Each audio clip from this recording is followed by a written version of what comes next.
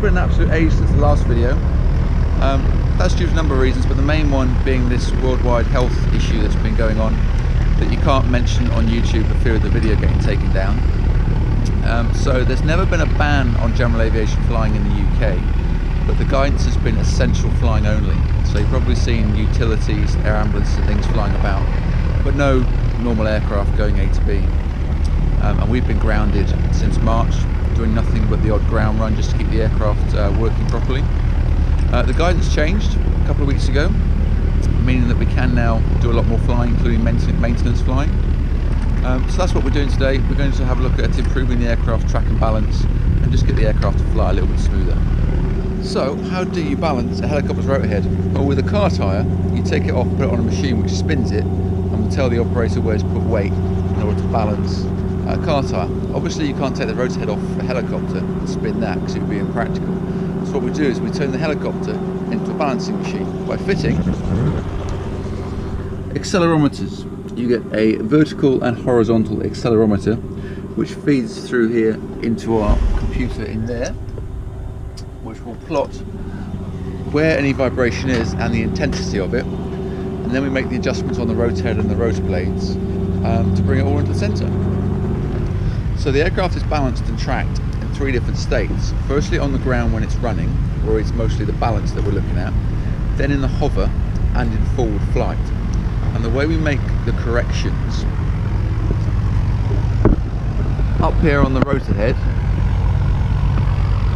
where you'll see Dave hard at work, the blade pins that hold the blades on are hollow, so you can put weight in and out of those to balance it.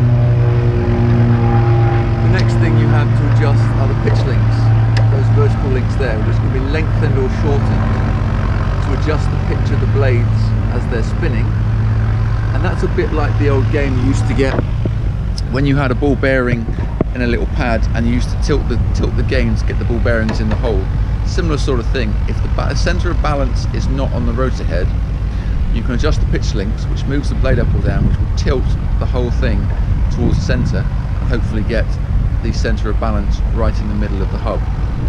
So once we've done that, we'll look at flying the aircraft and seeing where the balance is and where the track is. The track is where the blades are flying in relation to each other, so whether you have one higher or lower than the one in front of it, and those are adjusted using trim tabs, which are, find one, those things there, which are like mini elevators for the rotor blades, which get bent up and down using a special tool.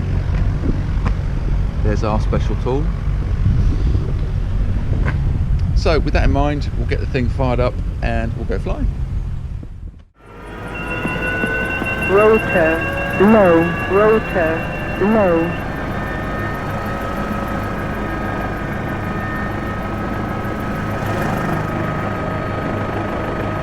Did you give me something useful? Yeah, quite in limit. Good for hover. Okay.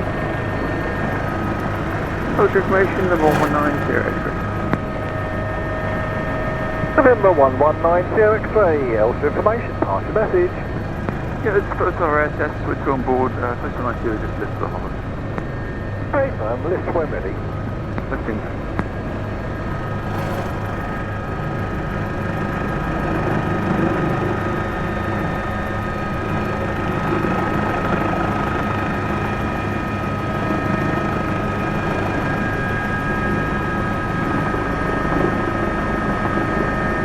Job done, back to the hangar.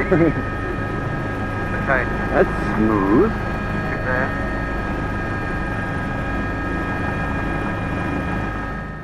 That was our first run complete, and considering Dave had reset everything back to 0 before we started, it was really nice and smooth. So now Dave is taking the data from our little computer, is going to plot that on a little graph, and then he can make the necessary adjustments on the head to try and make it even better. So Dave's had a look at the data, plotted it on the graph where our vibration and the centre of balance is, and is now making an adjustment to one of the pitch links. Still this helicopter route, which was not going to get to that. There it is, miles away. Nice X-ray departing route Bravo.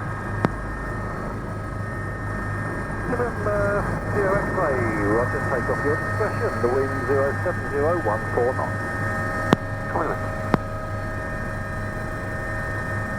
Are we going to care?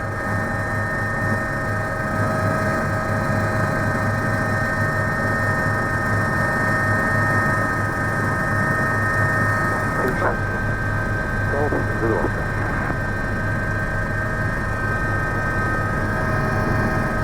Okay, 8 knots.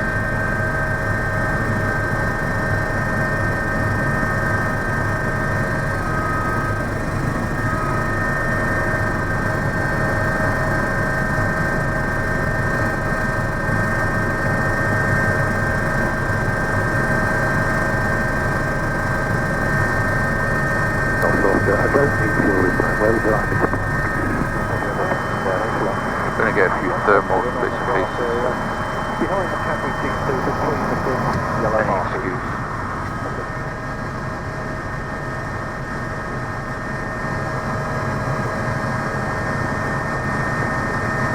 Okay.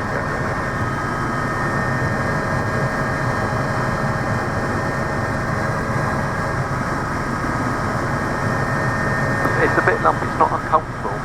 It's smoother than it was. Yeah. Well, before we started, like, yeah, really. Smoother than it was this morning.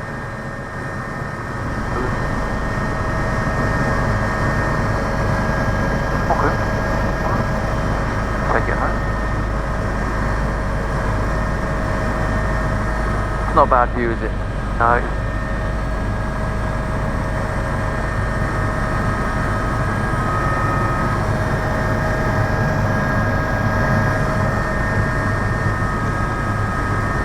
I'm trying to get your bearings. London. Oh yeah.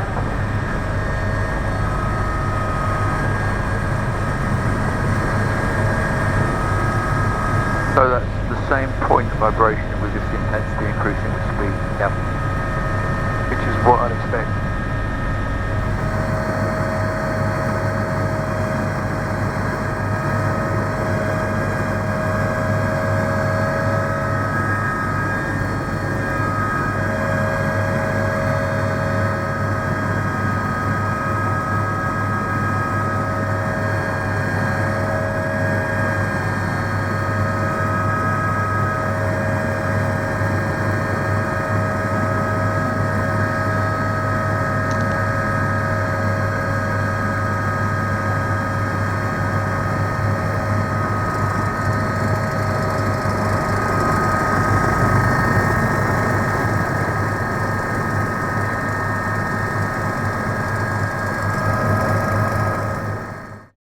Dave's worked out which blades need adjustment. So now using his special tool,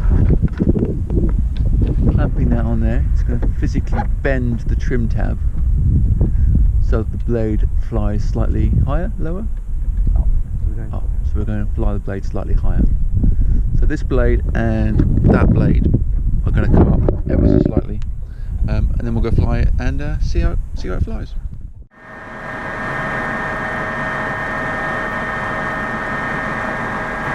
This screw starts kicking in at about 135. Yeah, you can see it's gone up.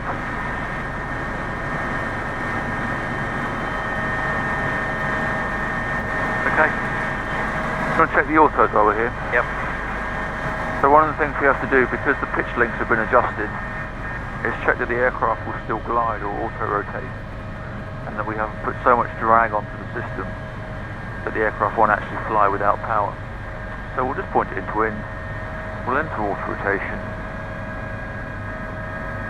We'll wind the engine off to split the power, and we'll see what RPM we get. 90, 99, 100%. Okay, power back in. And we're covering. So 2350 or 2400 kilos. We are 99, 100%.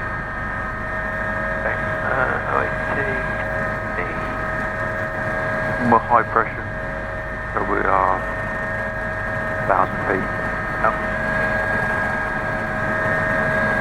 I bet that comes back within limits, but on the low side. Charlie Golf, vacate Alpha. There you go, that was fairly painless. We've managed to quite dramatically improve the aircraft's feel, its vibration and balance of the road test much better. Flies much smoother. So there we are, about done. So don't forget to like and subscribe if you like this video. And on a final passing note, no matter how bad things get, never let your 4-year-old cut your hair with a set of clippers. Bye bye.